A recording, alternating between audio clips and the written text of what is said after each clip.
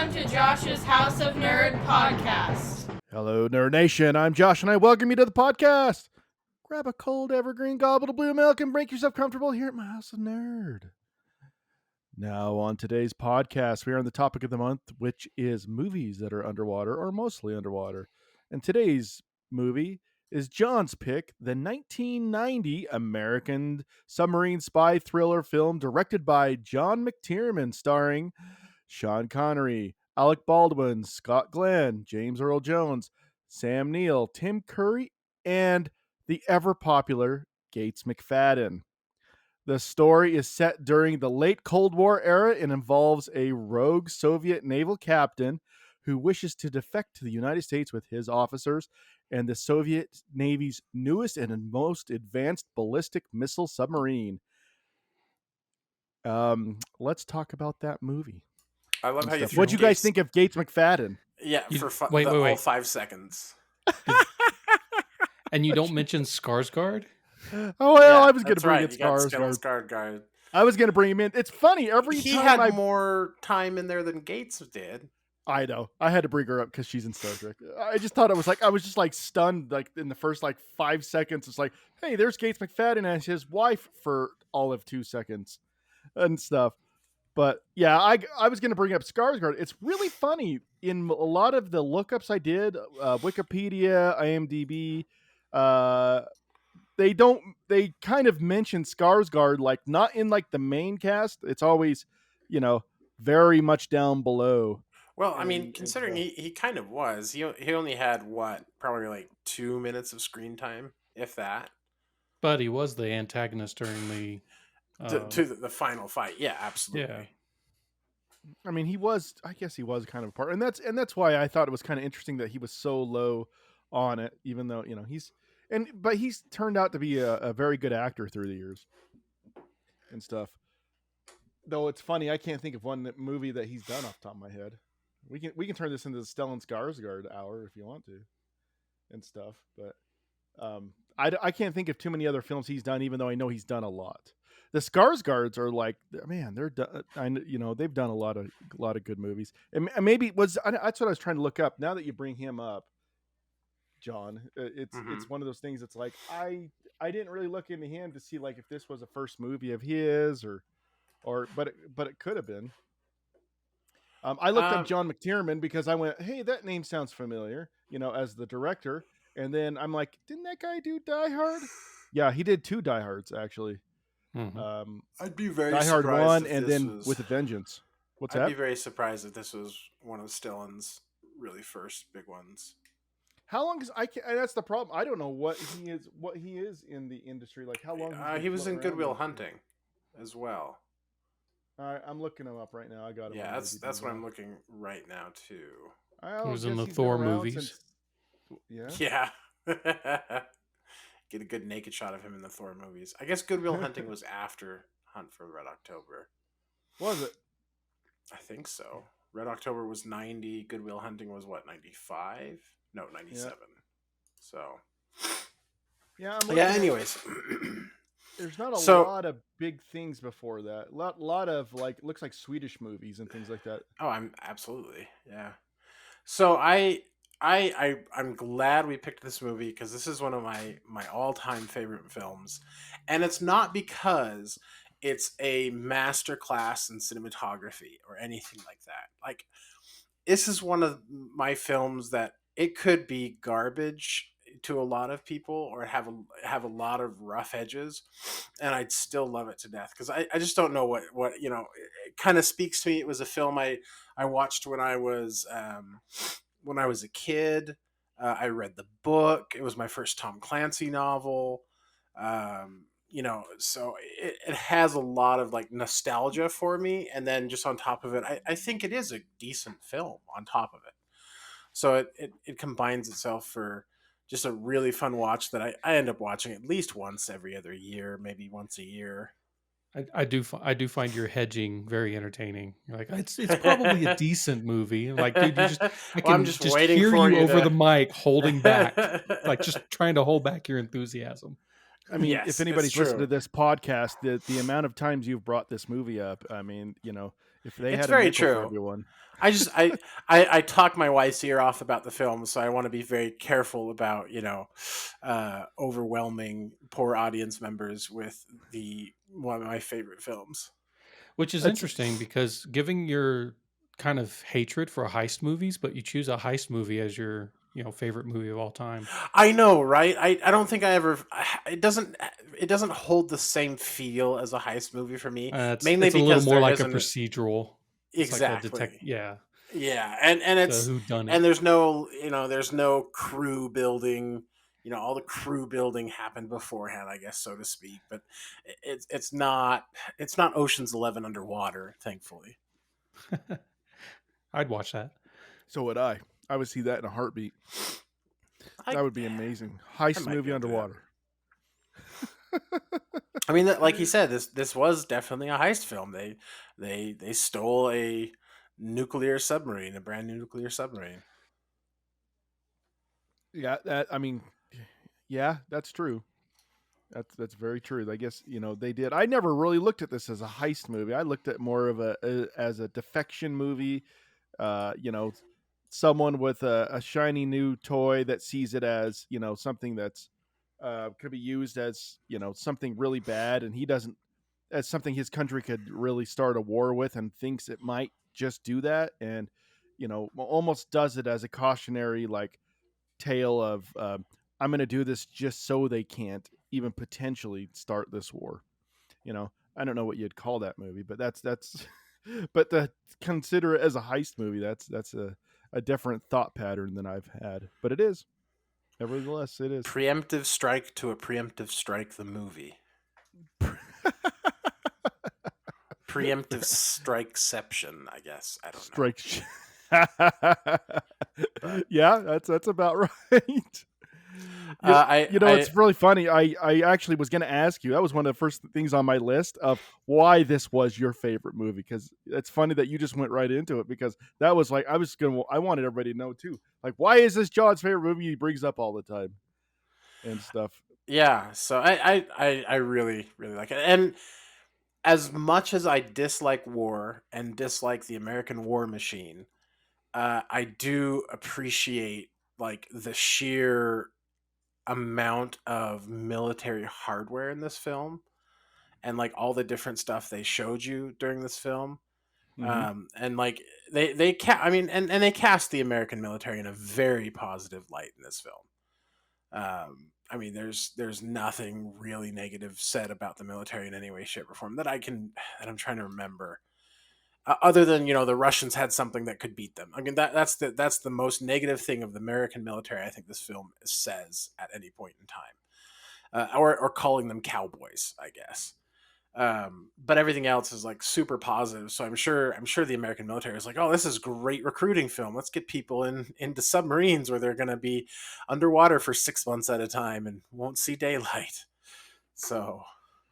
Yeah, that sounds like fun. I'd be interesting to see recruiting numbers after this film dropped. I don't know. It still looked pretty claustrophobic in there, in all these. Oh, scenes. Absolutely. The only time I never had a thought of oh, this is cool. I want to sign up for the Navy.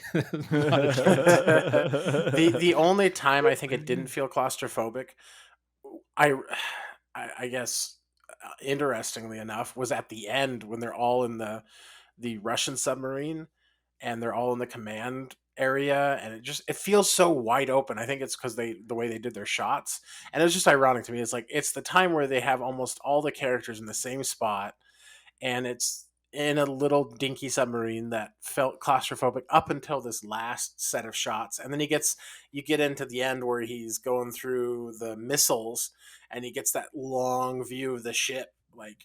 Does a really good job of taking away some of that claustrophobia, I think, at the end, but only at the end. Like you said, everything else is pretty claustrophobic. Also, that's do true. The distinct lighting per submarine that helps you keep things straight about which sub you're in when they're on the interiors. I thought that was really, really not cool. so much. Exteriors was kind of hard to keep up with who's who, but the interior, the lighting choices were actually really cool. Yeah, that did stand out to me too. Like how what was that? Red October was blue. No, and they were the Americans were wasn't it kind of blue? blue. And stuff? Americans Blue. were No, blue. the Americans were blue. The Red October was kind of yellow white, a lot of white Oh, that's what it light, was. I had And it mixed then and up. the Russians were red and green. red. Yep. Red and green. So yeah, Yep. So it was really cool. I really like, because they had to be able to differentiate those subs really quickly in a single shot, because they can't on the out when they did the exterior shots, when they switched, they always had like the little military typing come up with USS Dallas and showing you, telling you what it was. But when they did the shots inside the ship, you're absolutely right. Like, they had to have a way to differentiate really quickly, other than just characters. mm-hmm. So, and I'm glad they did, because the exterior shots, not only were they hard to do, but you can see that's early. There's a lot of early CGI there. I don't know. You tell me. Is that CGI with like the torpedoes, or do you think that's just inserts? No, they did a lot. Mats. Well, it depends on what you mean by CGI. They did a ton of practical. Like, they had this huge tank. They had big model submarines. I actually saw the model submarine used for this movie in Dallas. Oh, damn you! I wish I could see it. It was at the studios where I studied a bit of audio engineering, and like right next door to it was the giant tank they did to film a lot of the undersea battle for Red October. So what I mean by CGI is October. Yeah, the submarines didn't. They looked practical, but anytime they had an insert like of a torpedo, that's where I went. Or okay, the depth charge, or yes, yeah. That's what I'm talking about. That looked very dated. I don't think it's computer. I think it's just composite. It might have used a computer for composite. I don't know, but I don't think it wasn't like vector wireframes, a la Jurassic Park. Yeah, I agree with you. I just it feels very, very dated. Not even that. Some of the green screen work in it felt a little dated. You could definitely tell, especially that scene at the very end. I was noticing that they're on the top of the ship and they're rolling the Red October into that bay where they hide it in the river, and you could. I mean, it just stands out that the lighting just felt off or something. I wonder if it stands out less at 24 frames per second in a movie theater, like an old film movie theater, not a digital. Like that stuff tends to pop more in a digital setting than it does in a film setting, I've noticed. I mean, that's an interesting thing to think of. So I was just reading a little bit of an article about how Industrial Light and Magic kind of took over the Hunt for Red October. It looks like the torpedoes themselves were practical, but the bubble effects and all of the effects and the bubbles and the trails were all CGI. That makes a lot of sense, because that is exactly what I was thinking. That led me to believe that it maybe was CGI. Is it did those bubbles and effects behind it very much did. It felt kind of muddled or very, I don't know. Very it stood fake. out. It stood out somehow. And like Chris said, I think it stands out now more that we have better technology. And I mean, they released this in 4K. Re-released it in 4K, and I watched the 4K version, and so it stands out even more, I think, when you have a higher frame rate and better resolution. So maybe back in the day when it was in a traditional theater, it probably wouldn't have been as glaring, I agree with that. And playing on our CRT TVs, I mean, it's going to look different. Well, you can even think of it makes me think of if you look at the 4K restoration of Star Trek: The Next Generation, going back to Star Trek, that's one thing that they ran into a lot of problems with that in their 4K restorations, because in the old low res, TV low res, I can't remember what it is. Is it like 260 or 240, something like that resolution that TVs are in? One of the things that stood out was they would put these like papers, like these colored papers back behind of the bridge of the USS Enterprise, because it was so it glared so much with that shiny overlay that they would put it there. But in like TV, you can't see it.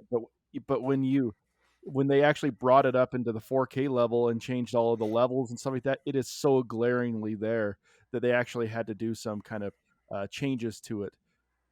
So I can understand that, this higher resolutions, I'm definitely probably seeing it on Netflix as higher resolution than it was ever, seen at a theater.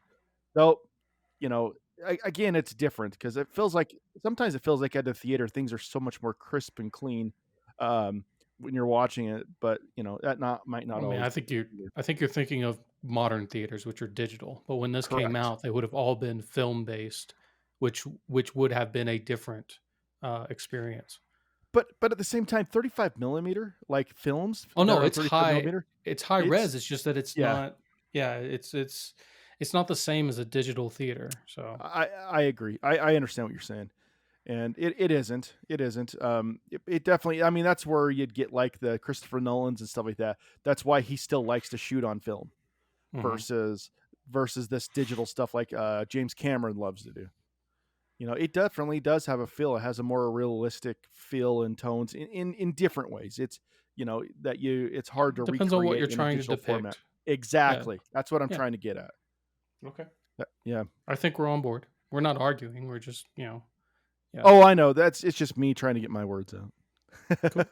Me explain myself, even though nobody else is going against me.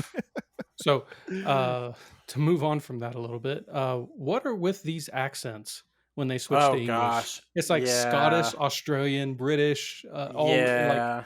I think there's been a lot of people talk about that, over the years. Okay. Oh yeah, it's been brought up many times. It's like, why is everybody so mixed on the accents in they've even made fun of like Sean Connery. His Russian accent or he lack just of couldn't one. be bothered to try to do Russian accent. That's the point. Yep, that's what a lot of people brought up. He's like, I'm Sean look Connery. At this and you compare it to K-19 Widowmaker, and like the level of effort is so different in K-19, where they really tried to do the accents. I'm not saying they did it well, but they at least tried to. And I feel like in Hunt for Red October, it was just make yourself not sound American, and that was like the only direction the actors got. And all the actors were like, I'm not American, so they just spoke regularly. Yeah, exactly. Tim Curry's British. Sean Connery's Scottish. Sam Neill is Australian. Yep. It's like okay. And I think Sam Neill tried the hardest probably to actually have an accent, but it's all over the place, which is just funny. It doesn't take away from the movie. It's just kind of funny. There are movies that do take it away, but this one definitely it's something to note, but it's definitely not anything that really pulls you out. Well, it's just so much fun to have that cast on screen together. Like I don't really care. I just like the fact that they're all there together, kind of working off each other in these scenes. Mm-hmm. And it's great, but it's still one of those things where you're just like, wait, why? why are their accents so weird? But don't look too closely. Don't look behind the curtain. Like, it's okay. Absolutely. And speaking of that, like them playing off each other, I mean, I would say that the acting is very well done in this movie. I think it's very well acted. It not from everybody in the cast. I never took anything out, and some of the actors kind of shocked me as well. I guess it depends on what you mean by well acted. Like, what are you looking for in a good scene? Like, what are you judging their acting based on? I don't know. When I'm looking at a movie, when you ask me those kind of questions, I'm looking for more of like just cringy acting. I don't feel like there's any cringy acting, it doesn't feel false. It doesn't feel fake. It feels, like they're genuinely, they're, speaking those lines instead of someone trying to act like it or trying to pretend like it. Yeah, the accents, they were trying to pretend. I get that. But outside of those accents, I think that they really did convey what they were trying to get across in the action scenes and through the dialogue and the bringing forth of the story. So anyway, that's what I mean by that. Okay. Yeah, because I was like, they, I don't know, with the caliber of actors that you have in this show, you're not suffering from the cringe aspect of people like trying to make a scene work and it's not working. So the talent on display would make sure that like baseline level of acting is carried off. But I mean, you have Sean Connery playing Sean Connery. Like there's he's not acting. He's not disappearing into into the character and making this character different from his other stuff. I know. I'm just saying that's like, it depends on, like, that's why I wouldn't say this like amazing acting or anything, or they're great acting in this. I would say that they're doing, they're obviously doing better than, yeah, like it's obviously no cringe and everything else like that. So that's great. Yep. But it's not like when I'm watching him, I'm going, oh, this is Ramsey. Oh, I forgot this was Sean Connery. No, I'm watching Sean Connery, run a submachine Yeah, it's not like you're watching, like submarine. we talked about, Gary Oldman, who just disappears into those parts. Like, oh my heck, he is so good. Yeah, I think you're absolutely right, and I think it helps. It feels like at least the parts were written with them in mind, or at least they fit those roles. So it's Yeah. not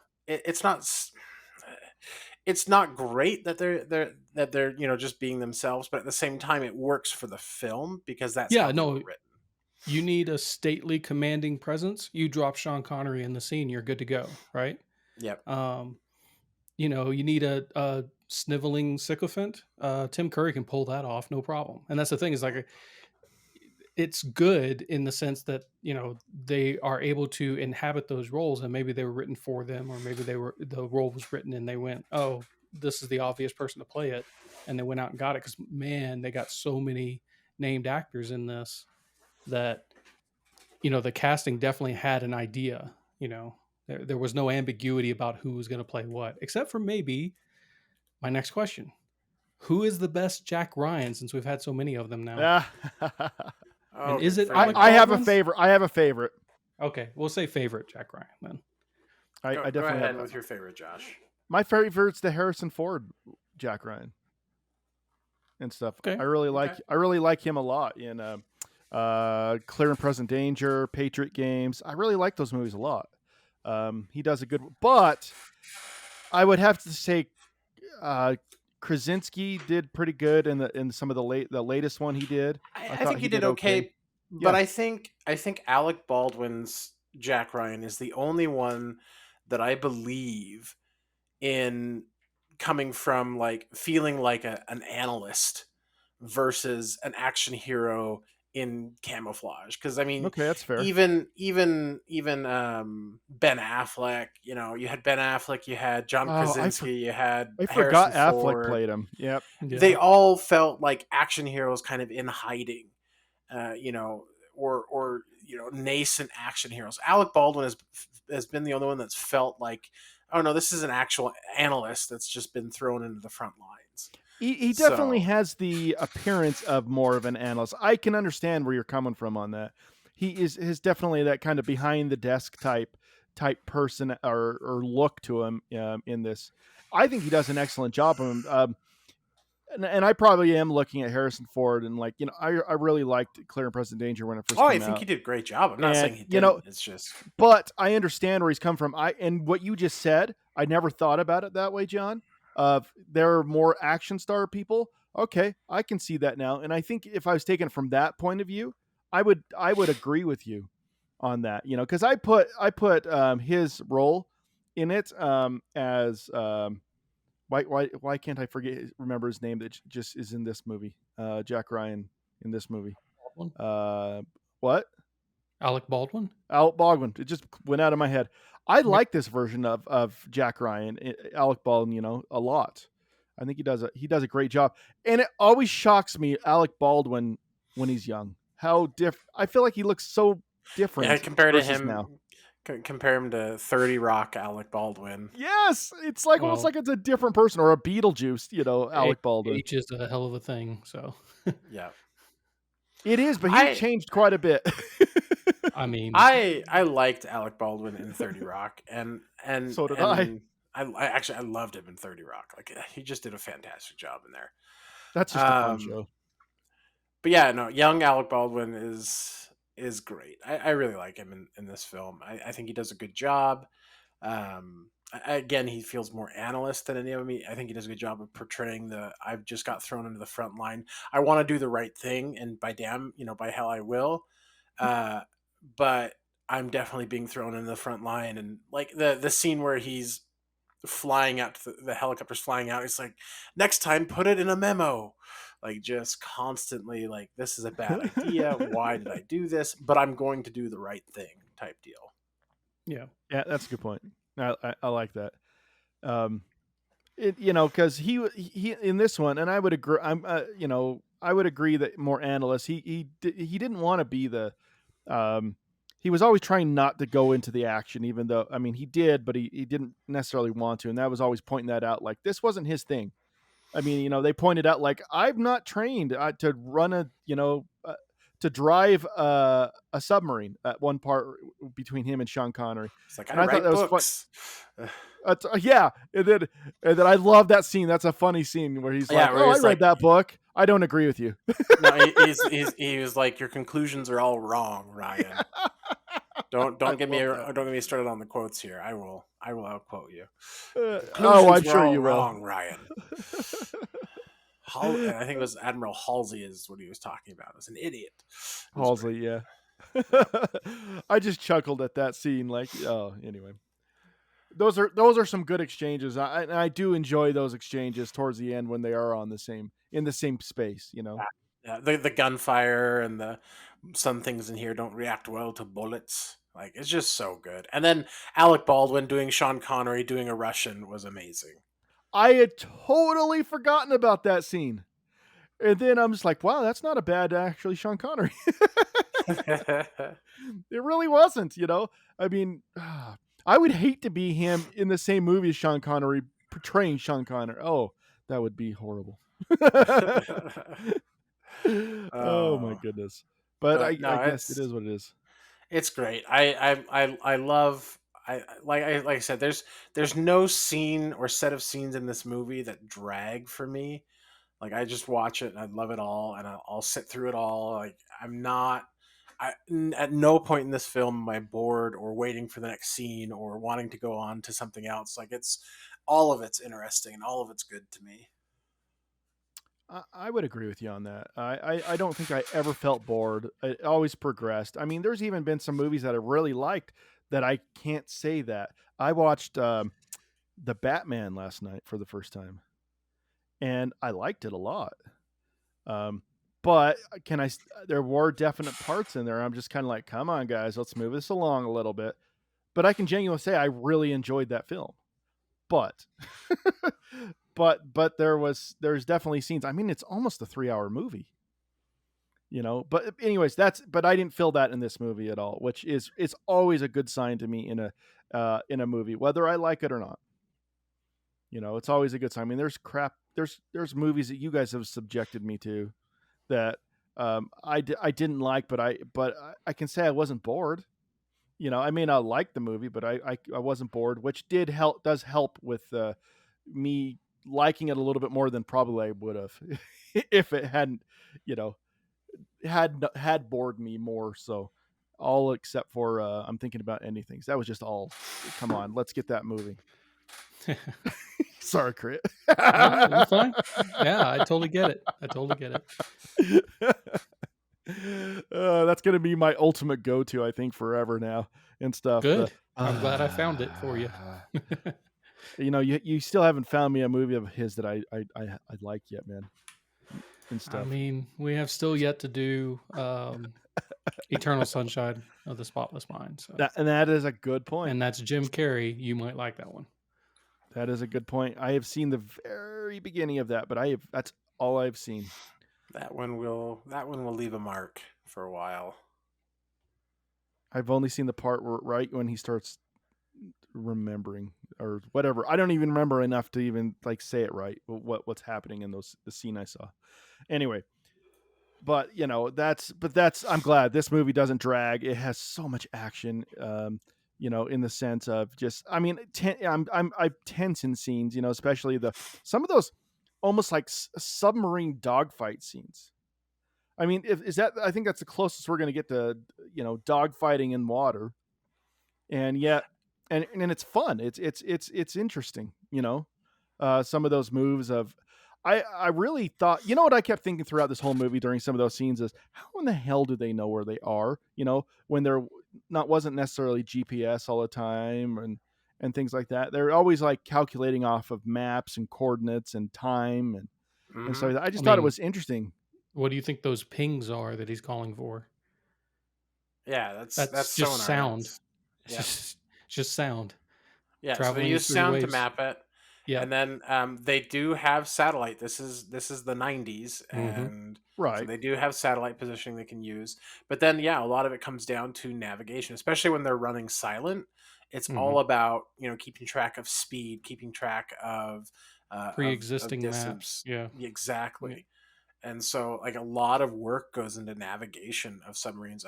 If you read The Hunt for the Red October, Tom Clancy's ability to describe a pencil for 27 pages. He waxes poetic about some of the navigation feats of like Russian subs during that time period that are just interesting to read. Interesting. I didn't know he went in depth. I've actually never read a book of Tom Clancy's. It's an acquired taste, I think. I'd say start with his early work and see if it catches you, and it'll pull you into his later work. Yeah. Because Hunt for the Red October is, I don't know, it's later Jack Ryan. Mm-hmm. Interesting. I couldn't even tell you what his early stuff was versus the later stuff. I could only tell you what was came out in the movies. Mm-hmm. Clear and present. Or video games, Patriot games, or what do you mean video games? Oh, he's got there's a lot of Tom Clancy branded video games too. Is there? Yeah, but I don't think they. I knew that. I don't the remember narrative. They're just none of them. Yeah. None of them are built on the narrative. Right. Interesting. So they're just which is always interesting to me. It's like, then why is it Tom Clancy? Because his name sells. It sells movies, it sells books, and it sells video games. Yep. But I think there was like Tom Clancy's Splinter Cell, Rainbow Six, Tom Clancy. Okay, yes. Rainbow Six was book based. I forgot about that because there was Rainbow Six, and then you have. I had Tom forgotten Clancy's... those words. I forgot those were classified. I've played those games, and I forgot that they were branded Tom Clancy. Yeah, I played Rainbow Six to death. I loved Rainbow Six. So did I. It was so difficult, but it's so rewarding. It was so much fun. It is a very frustrating game. But I was playing that at the same time as Hitman. This movie got me into. So the last thing I want to mention, really, this movie got me into a video game. Let me look it up really quick to make sure I've got the name of it. Come on. It's Fast Attack. I don't know if you've ever played Fast Attack. Mm-mm. But Fast Attack was a submarine game. It was done in come on. Anyways, it was a DOS submarine game that was like super complicated and really hard to play. And I remember poring over the manual, motivated by Hunt for Red October, and like imagining these really cool battles in my mind. And the game itself was like really boring. Like the torpedo fights in real life, I imagine, and in the game, we're just like watching the screen, like, oh, there's a torpedo. Look at it coming here. Oh, it missed us. Hooray. Like, it's very boring. But like all I can imagine in my head was like Hunt for the Red October. And so I'm playing this game as I was like probably 10 years old and just having the time of my life. And that's I'd never even heard of that game Hunt before. October. There we go. It's a PC game. It came out in 96, so it came out after the Hunt for the Red, or after what am I trying to say? It came out after Hunt for the Red October, but it's really, really interesting. I really like it. If I find some gameplay, I'll send you the link for it. Yeah, do it. That'd be really cool. That'd be really cool. Maybe I can pop it up on the screen and they can see it or something. Yeah, and it'll give me some nostalgia looking at it. If you want to go back and play. The music, I still remember the music.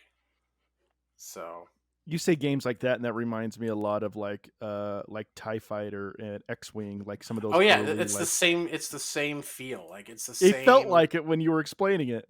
It's the same DOS video game. I'm going through this video right now. Like I'm just scrubbing this video, and like just going down memory lane. So like again, Hunt for Red October is just a nostalgia trip too. Like so, it hits all the right buttons for me.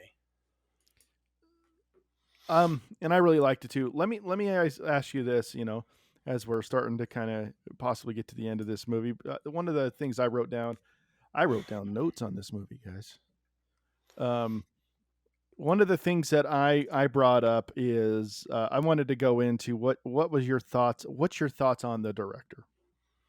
And here's the reason I bring this up. I looked at his filmography, and he is extremely hit and miss when it comes to his filmography. He did stuff like, all right, do you guys know other movies he did besides Die Hard? John McTiernan? No, not off the top of my head. I didn't realize this was him too until I read it. Oh, and Predator. He did Predator. Yeah, he did Predator. He did Die Hard 1, Die Hard 3. He did Thomas Crown Affair. He did Rollerball. Really? Yeah. He did Rollerball. He did. So he's done a lot. He's really been hit and miss. He did Last Action Hero. Here's another winner. 13th Warrior and stuff. Some people like that movie. I never could get into it that hard. And then 13th Warrior was really basic. Good. Did you like 13th Warrior?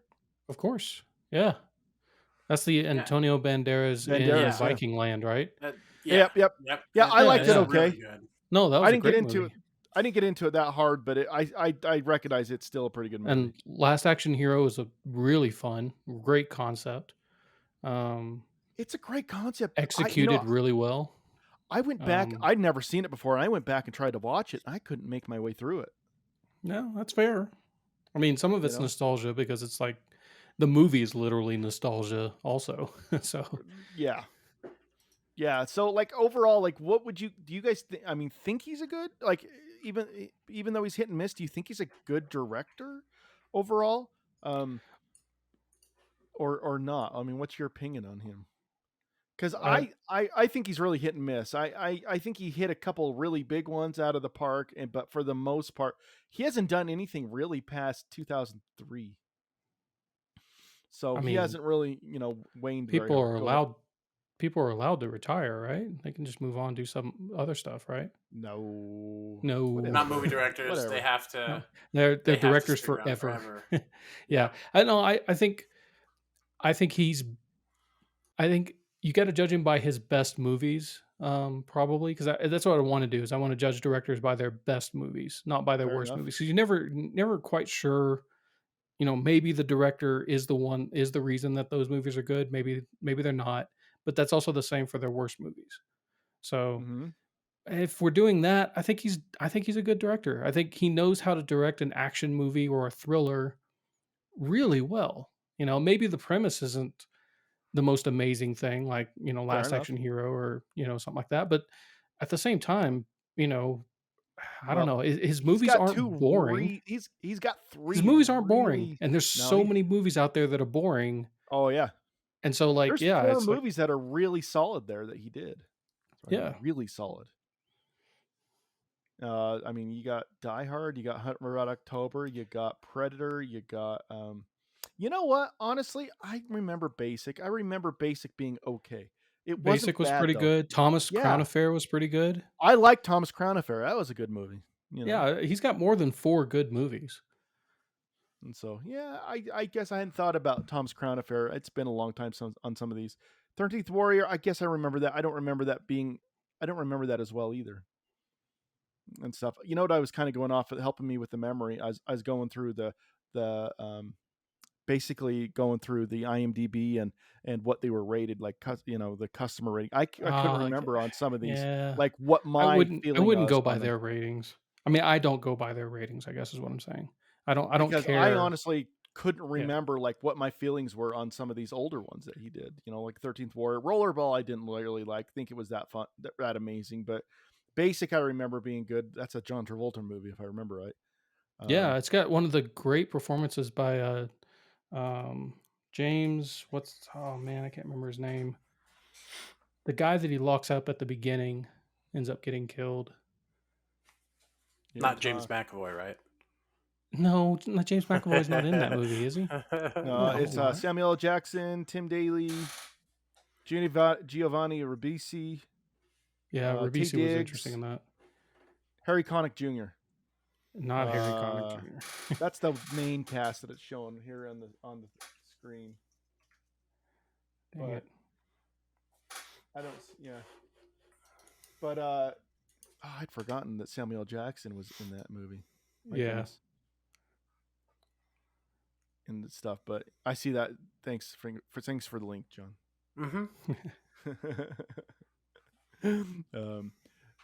But other than that, this man has done a lot of movies that I really, really, really, really enjoy. I mean, I would say that Die Hard is definitely one of my favorite movies. It's right up there in the top of my action movies of all time, and I love it. And just for the movies, just for those movies, that and Predator. I mean, I think he's a very good action director. But again, the reason I brought this topic up is there's sometimes when I bring this topic up, there's a lot of back and forth out there because you look at his awards and things like that, and like Last Action Hero was nominated for the Razzies. It got 3 nominations from the Razzie as worst director, worst picture. I don't know. And Rollerball. Sometimes the Razzies are easy, and sometimes it's I don't know. I'm not saying Last Action Hero is like an amazing thing. I'm not going to defend it as far as that goes, but I don't think the direction was the problem. No, I don't think it was either. I think it was more. There was maybe a little bit of story stuff that was a little bit more of an issue and things like that. You know what?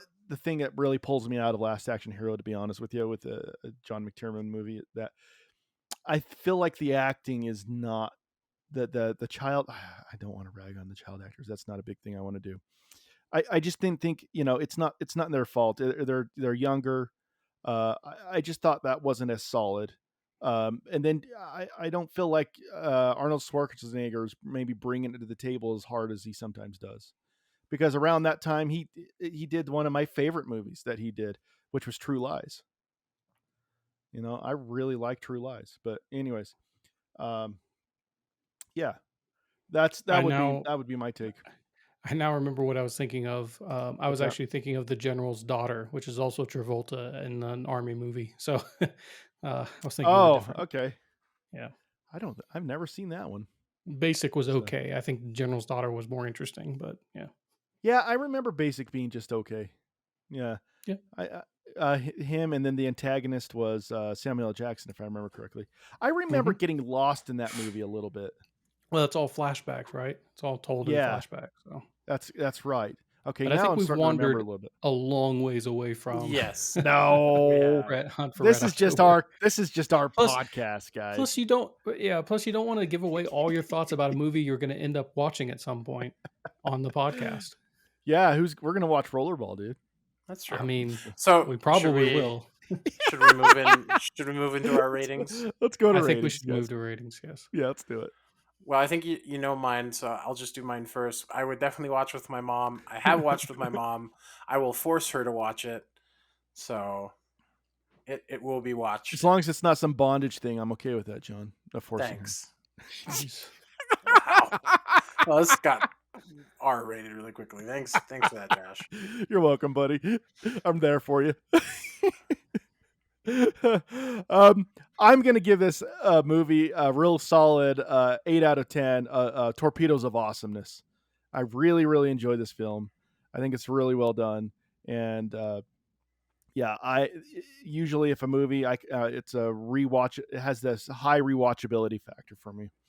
I'm shocked I don't own it, but I'm going to soon. Anyways, Crit, what do you think? I'll give this an 8 out of 10. It's a lot of fun to get caught up in. Yeah. So yeah, it's a great movie. It is a great movie.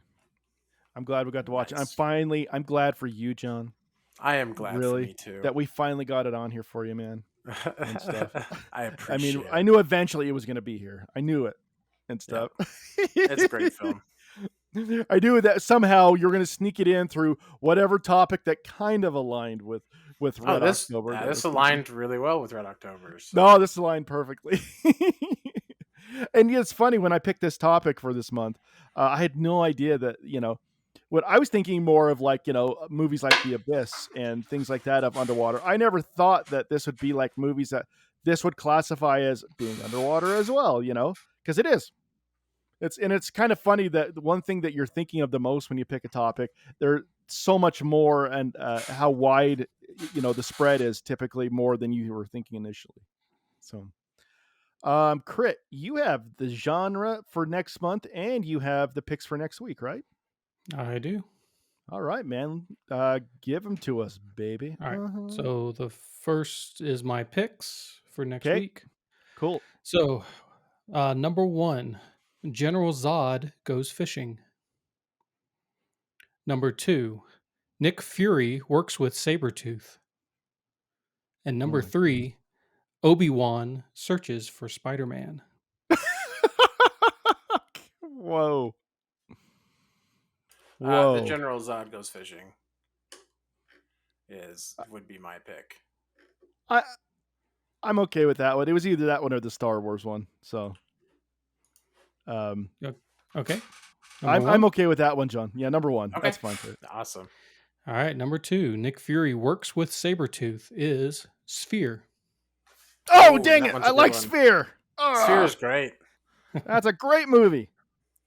All right, and Obi-Wan searches for Spider-Man is The Impossible. I don't know. I haven't seen that one. I don't know that one. All right. The Impossible. Okay. And who's in that movie? That is Ewan McGregor and a very young Tom Holland, and Naomi Watts. And now I want to watch that one up. Yeah, I've never even heard of it before. It's about the Indian Sea tsunami that hit Thailand. Oh, okay. Oh, it's that one. Okay. I understand. I know that movie now. Okay. All right. And the one you picked, General Zod Goes Fishing, is The Shape of Water. No. Yep. So I've never seen The Shape of Water. Okay. I finally got a Guillermo del Toro movie on here. Yeah. Yes. I know. Oh, that's good. I tried to get Pan's Labyrinth on here, but I just want everybody to know that I tried. And I'm going to try again because I like that movie. Oh, spoilers. So, okay, Shape of Water. I'm excited to see it. I've been wanting to see it for a long time. I mean, underwater aliens. I mean, how can you, or whatever. I don't even know what that thing is. Anyway. So I'm excited. All right, Shape of Water it is. And John likes any movie with Michael Shannon in it, so. Yes, that's actually very true. Who also played General Zod in Man of Steel. Superman. So. Man of Steel, yep. I knew who was in it when you... Is Shannon in this movie? Yes. Yeah. Yep. Big part of this movie.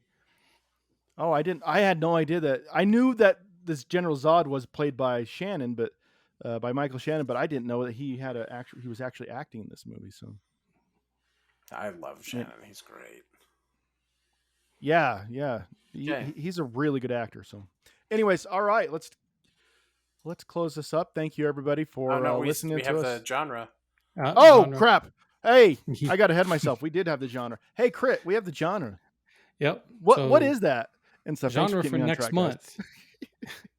Genre for next month is character study.